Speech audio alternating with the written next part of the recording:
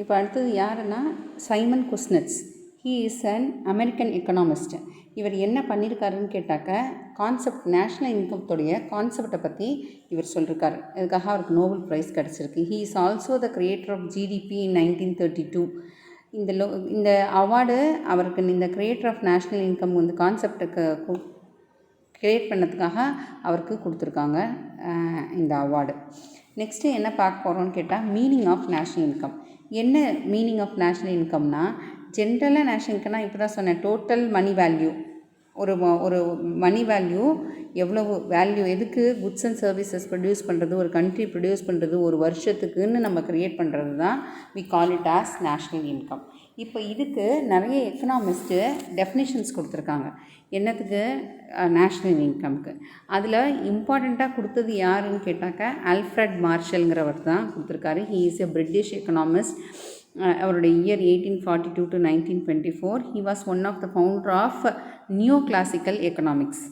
இவர் என்ன சொல்லியிருக்காருன்னா, ஒரு கண்ட்ரி உடைய நேச்சுரல் ரிசோர்ஸஸை வச்சு ஆனுவலாக ப்ரொடியூஸ் பண்ணக்கூடிய லேபர் அண்ட் கேபிட்டல், அதாவது போத் மெட்டீரியல் அண்ட் இம்மெட்டீரியல் சர்வீசஸை எல்லாத்தையும் சேர்த்து சொல்லக்கூடியது தான் நேஷ்னல் இன்கம் அப்படின்னு இவர் சொல்லியிருக்கார். இதை தான் நம்ம இதை டெஃபினிஷனாக படிக்கிறோம். நெக்ஸ்ட்டு என்ன பார்க்க போகிறோம்னாக்கா basic concepts of national income. இந்த பேசிக் கான்செப்ட்ஸில் என்ன இம்பார்ட்டண்ட்டாக பார்க்கணும் அப்படின்னு கேட்டாக்க, இந்த ஜிடிபி, ஜிஎன்பி இதெல்லாம் பற்றி பார்க்க போகிறோம். இதில் நிறைய ரொம்ப மைன்யூட் டிஃப்ரென்சஸ் தான் இருக்கும். அதை நீங்கள் கொஞ்சம் நல்லா பார்த்து வச்சுக்கணும். இப்போ என்ன பேசிக் கான்செப்ட்ஸ் எதெல்லாம்னாக்கா, GDP, GNP, NNP, personal income, disposable income, per capita income, real income, GDP இன்ஃப்ளேட்டரும் சேர்த்து இதில் பார்க்க போகிறோம் நம்ம. First what is meant by GDP. இப்போ ஜிடிபினா என்னங்கிறத பார்க்க போகிறோம். Gross domestic product. கிராஸ்னாலே உங்களுக்கு தெரிஞ்சிருக்கும், டோட்டல் அப்படிங்கிறது புரிஞ்சிருக்கும். இப்போ டோட்டல் மார்க்கெட் வேல்யூ, ஒரு குட்ஸ் அண்ட் சர்வீசஸோடைய market value produced within year, ஒரு வருஷத்துக்கு ஒரு கண்ட்ரி எவ்வளவு market value goods and services of market value produce பண்ணுதோ அதை we call it as GDP. இதை எப்படி சொல்லலான்னு கேட்டாக்கா, C+I+G+X-M. இதில் சினா என்னென்னா consumption, what we are using. ஐங்கிறது investment, what we are investing. இதுக்கப்புறமா ஜிங்கிறது கவர்மெண்ட் ஸ்பெண்டிங், அதாவது கவர்மெண்ட் பர்ச்சேசஸ். அப்புறம் X-M என்னன்னாக்க, எக்ஸுங்கிறது எக்ஸ்போர்ட்ஸ், எம்முங்கிறது இம்போர்ட்ஸ். ஏன் இது ரெண்டையும் மைனஸ் பண்ணி சொல்கிறோன்னு கேட்டால், நம்ம ஒரு குறிப்பிட்ட திங்ஸை எக்ஸ்போர்ட் பண்ணுறோம், கொஞ்சத்தை இம்போர்ட் பண்ணுறோம். இம்போர்ட் பண்ணும்போது நம்ம அவங்களுக்கு மணியை கொடுத்து இம்போர்ட் பண்ணுவோம். இப்போ உங்ககிட்டயே நீங்கள் எவ்வளோ சம்பளம் வாங்குறேன்னு கேட்டாக்கா செலவு போக, எவ்வளோ சேவிங்ஸ் வச்சுருக்கேன்னு கேட்டாக்கா ஒன்று சொல்லுவோம். அந்த மாதிரி என்ன பிஸ்னஸ் பண்ணாலும் நம்ம எக்ஸ்போர்ட் பண்ணும்போது நமக்கு கிடைக்கக்கூடிய லாபம் என்னன்னு கேட்டால், அதில் பண்ணின இம்போர்ட்டை மைனஸ் பண்ணிட்டு தான் நம்ம அதை சொல்லணும். அதாவது வாங்க போகிற இம்போர்ட்டை மைனஸ் பண்ணி எவ்வளோ எக்ஸ்போர்ட் பண்ணியிருக்கோங்கிறத கால்குலேட் பண்ணால் தான் நமக்கு டோட்டலாக என்ன வருமானங்கிறத கால்குலேட் பண்ண முடியும். அது மாதிரி பண்ணுறது தான் ஜிடிபி. நெக்ஸ்ட்டு இப்போ என்ன பார்க்க போகிறோம்னு கேட்டாக்கா, நெட் டொமஸ்டிக் ப்ராடக்ட் பார்க்க போகிறோம்.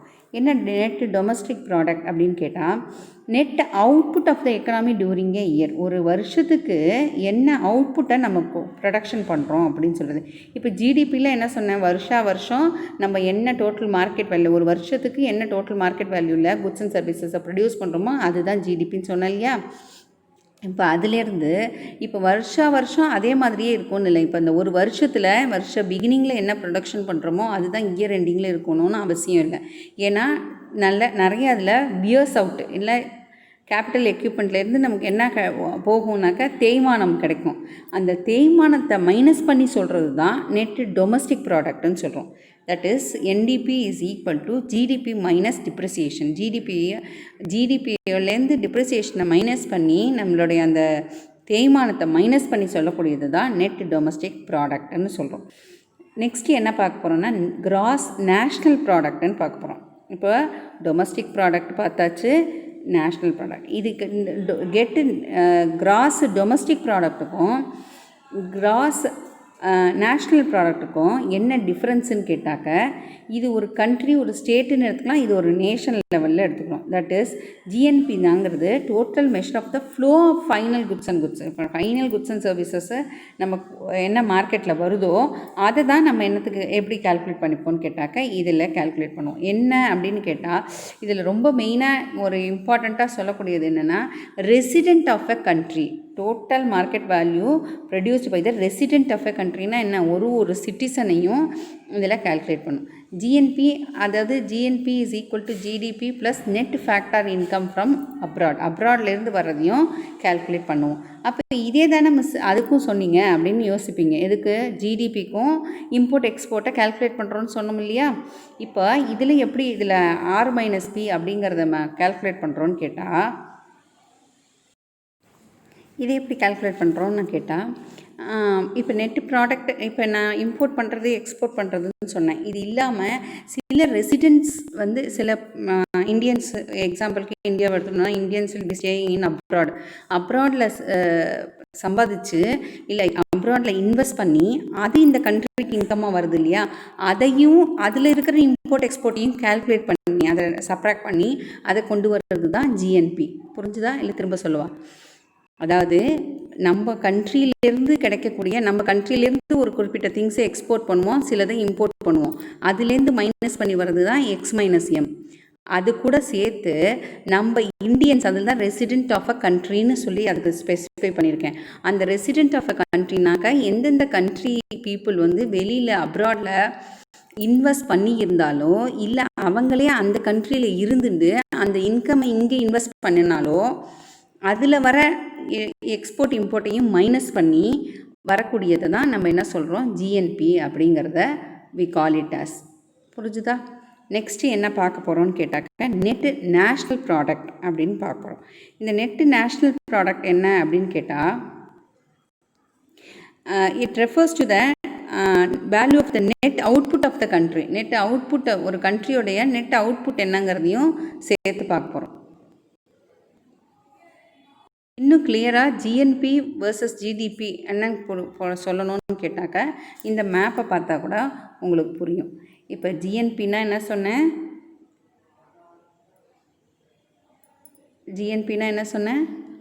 Citizen of a country no matter where they live. அதுதான் ஜிஎன்பி. அவங்க எங்கே வேணாலும் இருக்கலாம், அவங்களோட இன்கம் எங்கே வரும், அவங்களோட கண்ட்ரிக்கு வரும்.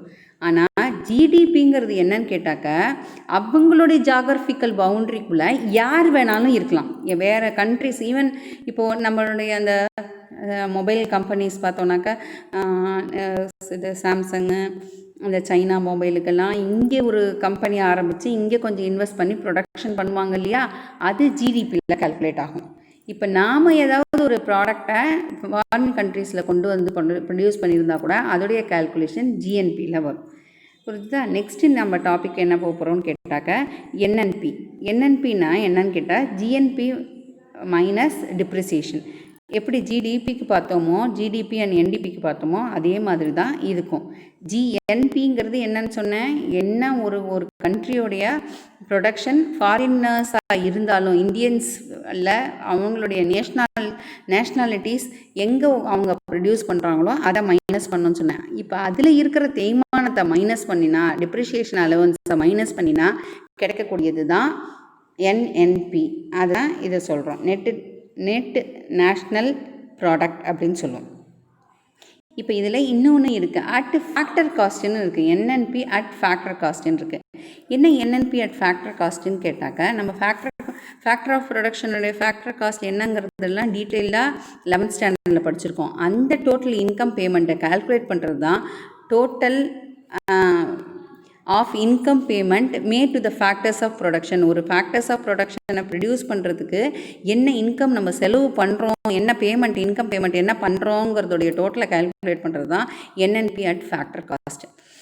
இது எதுலேருந்து நம்ம டிடக்ட் பண்ணிக்குவோம்னு கேட்டாக்கா இன்டைரக்ட் டேக்ஸு, சப்சிடிஸ், நமக்கு கொடுக்கக்கூடிய சப்சிடிஸையும் இன்டைரக்ட் டேக்ஸையும் லெஸ் பண்ணி வரக்கூடியது தான் என்என்பி அப்படின்னு சொல்லுவோம். எதுலேருந்து மைனஸ் பண்ணுறோம், என்என்பி அட் மார்க்கெட் ப்ரைஸ்லேருந்து இதை மைனஸ் பண்ணணும். ஏன்னா ஃபேக்டர் காஸ்ட்டுங்கிறது நம்ம ப்ரொடக்ஷன் பண்ணுறதுக்காக பண்ணக்கூடிய செலவு, அதில் வரக்கூடிய இதை தான் நம்ம கால்குலேட் பண்ணுறோம், அது என்என்பின்னு சொல்லுவோம். நெக்ஸ்ட்டு பார்த்தீங்கன்னா பர்சனல் இன்கம். இது என்ன personal income, what do we call it as அப்படின்னு கேட்டால், ஜென்ரலாக பர்சனல் இன்கம்னா உடனே சொல்லிடுவீங்க, மிஸ் எனக்கு தெரியும் மிஸ், ஒரு மந்த் ஒரு பர்சனும் வாங்குகிற இன்கம் தான் பர்சனல் இன்கம் அப்படின்னு சொல்லுவேன். அதுலேயும் எக்கனாமிக் டேர்ம்ஸில் வரும்போது ஒரு கரெக்ஷன் இருக்குது. என்னன்னு கேட்டாக்க, பர்சனல் இன்கம்ங்கிறது before the payment of direct tax. Direct டேக்ஸுங்கிறது என்ன, எக்ஸாம்பிளுக்கு இன்கம் டேக்ஸ். இந்த இன்கம் டேக்ஸை பே பண்ணுறதுக்கு முன்னாடி எனக்கு ஸ்கூலில் மொத்தமாக என்ன சம்பளம் கொடுக்குறாங்களோ அது பர்சனல் இன்கம். சரிங்களா? இப்போது இந்த பர்சனல் இன்கமையே நேஷ்னல் இன்கம், அதாவது இப்போ நம்ம மேக்ரோ எக்கனாமிக்ஸ் படிக்கணும், நேஷ்னல் லெவலில் என்ன ஒரு கண்ட்ரி என்ன பண்ணணும், ஒரு ஒரு லாங் வியூவில் படிக்கணும். அப்படி பார்க்கும்போது பர்சனல் இன்கம் என்னங்கிறத கேல்குலேட் பண்ணும்போது எப்படி கேல்குலேட் பண்ணுவோன்னா, மொத்த நேஷ்னல் இன்கம் ப்ரொடியூஸ் பண்ணுறோம் இல்லையா, அந்த ப்ராஃபிட் டேக்ஸ்லேருந்து மைனஸ் பண்ணி அந்த ட்ரான்ஸ்ஃபர் பேமெண்ட் எல்லாம் மைனஸ் பண்ணி கிடைக்கக்கூடிய நேஷ்னல் இன்கம் தான் பர்சனல் இன்கம்னு சொல்லுவோம். புரியுதா? திரும்ப சொல்லுவான். இப்போது நம்ம நேஷ்னல் இன்கம்ங்கிறத பர்சனல் இன்கம்ங்கிறத எப்படி கண்ட்ரி வைஸ் ஒரு டோட்டலாக ஒரு பர்சனுக்குன்னு ஒரு பர்சனுக்காக கேல்குலேட் பண்ணி ஆட் பண்ணிட்டு இருக்க முடியாது இல்லையா. அப்போது நம்ம நேஷ்னல் இன்கம்மை கேல்குலேட் பண்ணிவிட்டு அதிலேருந்து ஒரு பர்சனுக்கு எவ்வளவு இன்கம் இருக்குங்கிறத கேல்குலேட் பண்ணும்போது எப்படி கேல்குலேட் பண்ணாலும் எவ்வளோ டேக்ஸ் வருது. இப்போ 100 கோடி ரூபாய் நேஷ்னல் இன்கம் வருது, அதில் 20 கோடி ரூபாயை அவங்க வந்து டேக்ஸாக பே பண்ணியிருக்காங்க அப்படின்னாக்கா, அதுக்கப்புறம் என்ன பேமெண்ட் வாங்கியிருக்காங்க, ஒரு 100 கோடி ரூபாய்க்கு இது கொடுத்துருக்காங்கன்னு அதை லெஸ் பண்ணிவிட்டு வரக்கூடிய இன்கம் இருக்குது பார்த்தீங்களா, அதுதான் ஒரு பர்சன் அவங்க பர்சன் வாங்கக்கூடிய இது இன்கம். அதனால் அதை பர்சனல் இன்கம்னு கேல்குலேட் பண்ணலாம். நெக்ஸ்ட் டாபிக் என்னன்னு கேட்டாக்கா டிஸ்போசபிள் இன்கம். இந்த டிஸ்போசபிள் இன்கம்னா என்னன்னு கேட்டால், நம்ம டேக்ஸ் பே பண்ணினதுக்கப்புறமா வரக்கூடிய நமக்கு கொடுக்கக்கூடிய இன்கம் டேக்ஸை பே பண்ணுறதுக்கு முன்னாடி நான் ஸ்கூல்லேருந்து வாங்குகிற மொத்த சேலரி பர்சனல் இன்கம். அதே மாதிரி இன்கம் டேக்ஸ் கட்டினதுக்கப்புறமா என் கையில் நான் வீட்டுக்கு எடுத்துகிட்டு போகிற சேலரி இருக்கு இல்லையா, அதுதான் டிஸ்போசபிள் இன்கம்னு சொல்கிறோம். அதாவது after the payment of the income tax. Direct டேக்ஸ்ன்னு சொல்லணும், அதுதான் உங்களுக்கு புரியறதுக்காக நான் இன்கம் டேக்ஸ்ன்னு சொல்கிறேன். சரி, இந்த டிஸ்போசபிள் இன்கம்மை ஃபுல்லாத்தையும் நான் வந்து எதுக்கு செலவு பண்ண மாட்டேன், கன்சம்ஷன் எல்லாத்தையுமே நான் யூட்டிலைஸ் பண்ணிக்க மாட்டேன். நான் கொஞ்சத்தை என்ன செய்வேன், சேவிங்ஸ் பண்ணுவேன்.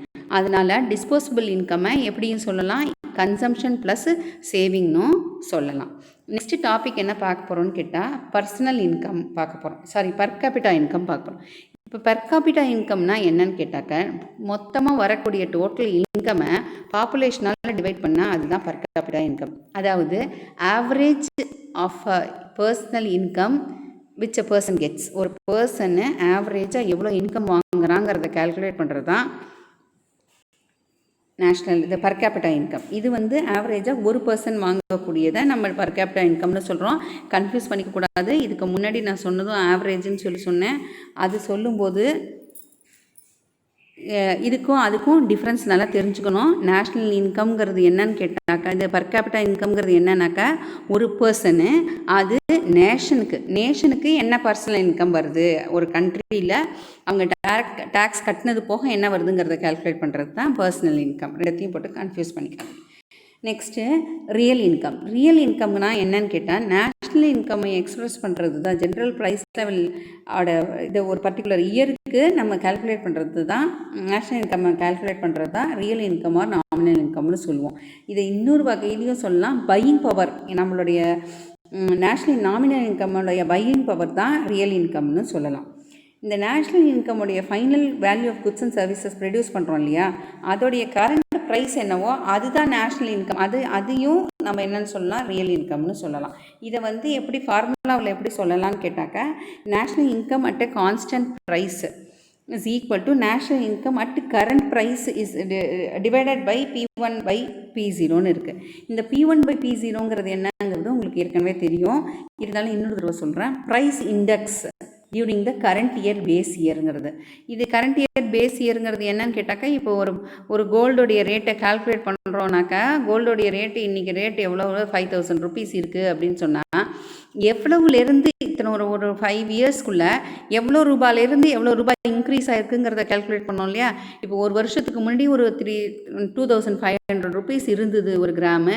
இப்போ அது 5000க்கு இன்க்ரீஸ் ஆயிருக்குனாக்க நம்ம அந்த 2500லேருந்து அந்த டைம்லேருந்து அந்த இயர்லேருந்து இந்த இயருக்கு கேல்குலேட் பண்ணும்போது அதுதான் price index of the base இயர்னு சொல்கிறோம். அந்த 2000 கேல்குலேட் பண்ணும்போது அந்த இயர்லேருந்து 2500 ரூபா அதிகமாகிடுதாப்பா அப்படின்னு சொல்லும்போது அதை கரண்ட் இயர் இப்போது 5000 அது ரெண்டுத்தையும் டிவைட் பண்ணி அதை இதோட டிவைட் பண்ணும்போது நமக்கு கிடைக்கக்கூடியது தான் நேஷ்னல் இன்கம் அட் கான்ஸ்டன்ட் ப்ரைஸ்ன்னு சொல்கிறோம். இதுக்கப்புறமா ஜிடிபி டிஃப்ளேட்டர்னு ஒன்று இருக்குது. அந்த ஜிடிபி டிஃப்ளேட்டர்னால் என்னன்னு கேட்டால் index of price changes goods and சர்வீசஸோடைய இண்டெக்ஸ் ப்ரைஸ் சேஞ்சஸ் இருக்கு இல்லையா, அதுதான் ஜிடிபி டிஃப்ளேட்டர்னு சொல்கிறோம். இது எதுக்கு இதுக்கெல்லாம் கால்குலேட் பண்ணுவோம்னாக்கா இந்த ரியல் ஜிடிபி, நாமினல் ஜிடிபி இதெல்லாம் கால்குலேட் பண்ணுறதுக்கு தான் நமக்கு இது தேவைப்படுது.